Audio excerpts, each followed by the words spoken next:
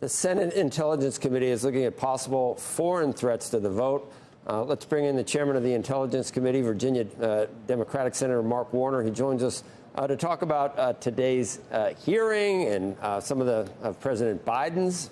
I don't know if did you ever think we'd be saying President Biden's China tariffs, Senator, and TikTok and more. And I always like having you on because you're that rarest example of someone who was a real entrepreneur in the private sector and now a Democrat. Hey, I can read a balance sheet. I'm in the smallest minority in the Senate. I can read a balance sheet. I know. Exactly. The one thing, how long do you think foreign entities have been trying to influence our elections? I mean, it's at least, is it 100 years or not quite? But now there's always been efforts. Yeah, but now there's AI. We saw in 2016, even before you get to AI, in 2016, we saw a massive organized effort where cyber attacks, attempts to try to pit Americans against Americans, mostly driven by Russia.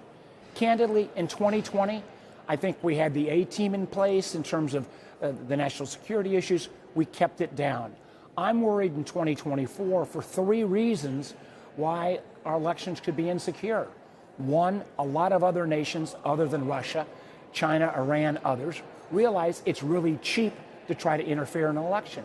Second, Joe, as you know and I know, there's a lot of Americans who much easier believe crazy conspiracy theories coming over the internet. And third, as you mentioned, AI tools now can launch deep fakes of your face or my face or our voices, or doesn't even have to be the politician. It could be somebody that appears to be a judge tearing up ballots. Those AI tools can launch at speed and scale that I'm just not sure we're ready for. I'm trying to be bipartisan. And we've got two candidates where the difference between what they actually say and what a deep fake would say they said really isn't that different, Senator. Are you with me on this? Yeah. You mean people, some of these candidates, one in particular, might say some crazy stuff, and consequently a deep fake that would be further. No, not okay. I knew that would get you. I knew that would get you. Hey, listen, I'm trying to be equal opportunity. Yeah, when he came into office, inflation was 9.4%.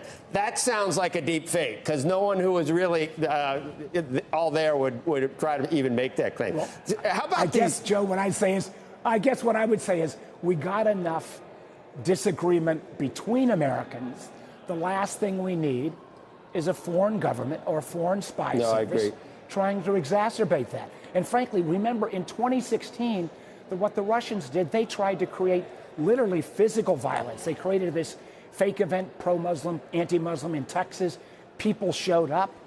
We've got Russian groups, for example, trying to unknowingly hire people to show up at rallies. This is a serious issue. We got plenty of divisions amongst ourselves. Let's fight it out civilly amongst ourselves, not have foreign governments intervene. And we just need to do a better job of educating.